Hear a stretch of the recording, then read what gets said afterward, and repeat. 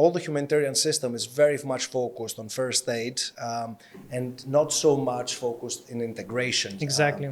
And this was a very pivotal moment for me because I understood that you cannot look at people as, square meters, amount of water, liters per day. Inspired me to look for how we can disrupt the way humanitarian aid is happening, how we can place emphasis on innovation and integration and long-term solutions.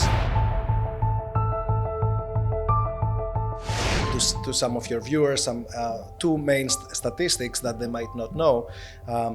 The average duration of a very simple refugee camp with tents in the world is about 15 to 17 years. 50 to 70% of a refugee camp usually are children. So that's the whole, growth of them, right? So it's a whole generation actually growing up in refugee camps.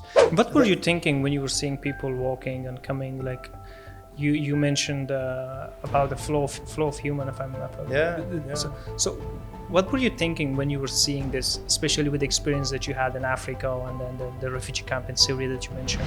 The importance of helping people stand on their own feet, breaking dependency, and creating integration programs, both for the local population, as well as the refugee migrants and asylum seekers. So for us, we wanted to do things differently, and we wanted to disrupt the way humanitarian aid was happening. And yes, you're absolutely right in empowering refugees, because living in Lesbos myself and being in the refugee camp, I saw that how were making people to queue for food, and there was nothing else.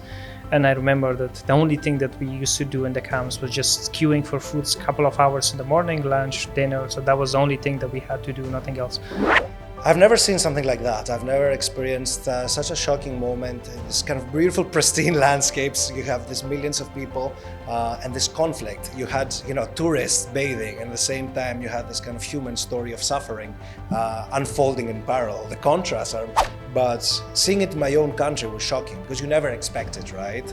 We all have this bucolic image of Greece, of the islands, and then having that in your face, it's kind of breaks this, I think this is it. It breaks this understanding that, okay, here it's fine, the problems are elsewhere. You see what I mean? This was the older Western thing that let's keep the problems away. Let's keep them in Africa, in Asia. Here it's all right. But no, I think, and that was a pivotal moment also for West in that time. It's a historic time, 2015, 16, right? Where the problem, as they saw it, came in front of their face. Each and every live vest I have personally handpicked with my team. These live vests are from Chios Island and Lesbos that we sent through a person who was doing this art installation. What are the misconceptions that you have heard about refugees, and after working with them over the years that you realized that was totally wrong?